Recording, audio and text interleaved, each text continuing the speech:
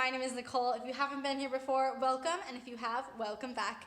I am a law student at Washington University, and I just got back from an awesome event which involved free food and auctions. So I'm all about that, but what I'm even more all about is this dress because I am feeling my professional formal clothing right now. It's inspired me to start filming tomorrow because it's a little late tonight. My very first professional wardrobe of a female 1L law student video. Hopefully I didn't end up titling it that. If you ever wondered what a female 1L law student might be wearing for more formal events, whether that involves business formal, business casual, or cocktail attire, stick around.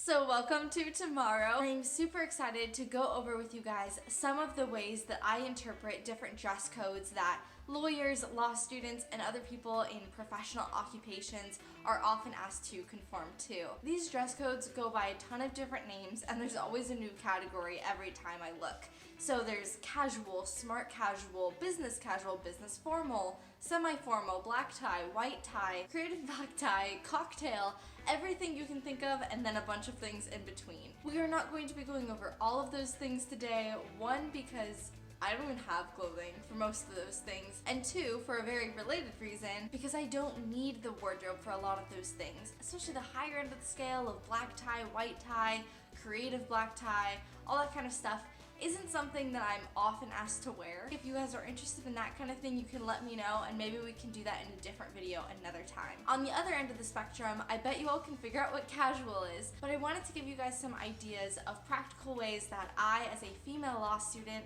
have interpreted these dress codes because especially for women, they are incredibly unclear. If you're a dude, let's face it, all you need is a button-up shirt, a tie, and a blazer, and you just add one on top of the other for the 3 different categories that you need to fit. Every now and again, you might pull out a tuxedo, and then you are good. For women, it's a much different story because we can't just layer on different levels of formality. It often requires a complete outfit change, different hair, different makeup, different shoes, probably a different dress, probably a different color, usually different jewelry. Personally, I'm more on the simple end. I don't wear a lot of jewelry, I can't walk in high heels, and my hair only does so much. Also, my shoe situation is tragic, referring back to the high heels thing. So for this video, we are just going to focus on shirts, tops, suits, dresses, that kind of thing. If you're a guy, you're welcome to stay, and if you're a girl, I hope that this helps you, or if you disagree with me on one of the dress codes that I'm talking about, I welcome you to mention that in the comments. Before you do any of that though, like this video and subscribe so I don't have to bug you about it again at the end. Okay? So I thought I would start on the more casual end of the spectrum of dress codes with the outfit I'm wearing right now. I wore this outfit or one really similar to it, I think for my first day of school, or at least the first day of orientation. I wouldn't wear it to an interview or even probably a casual day at the office. It's definitely a more put together version of a casual look where I'm not just showing up in a tank top and sweatpants, although I definitely do that for class sometimes. If I'm remembering correctly, I'm pretty sure I got this shirt and pants from Ann Taylor. They have a lot of cute clothes that go on the sale rack that sometimes make a statement, but more often than not are just good go-tos. Nobody's going to be raising their eyebrows at you.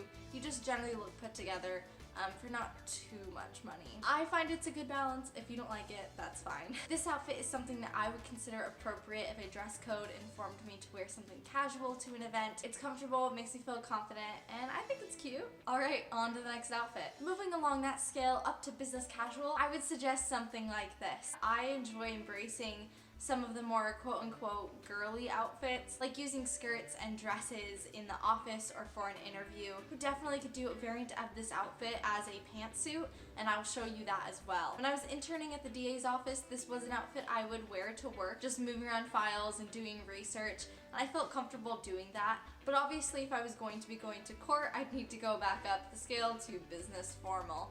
So let's check out what that looks like. Business formal is the dress code that most law students are going to need a well-suited closet to comply with. Pun absolutely intended. There are tons of options for business formal for men and women with different types of shirts. Women can even venture into dresses, but I would say that the key thing that women need to remember for business formal is a blazer. If you throw a blazer on it, chances are you're probably gonna be okay. I would stay away from loud patterns or super bright colors, which is why I changed the red shirt I was wearing earlier into this blue. It can be hard to find a suit that fits you well if you don't have a lot of money for tailoring or a super expensive suit store, but I would suggest keeping your eye on things at Nordstrom, JCPenney, Macy's, any kind of big department store, as well as like Ann Taylor, which I mentioned earlier, and just try to get things that are really easy colors to match.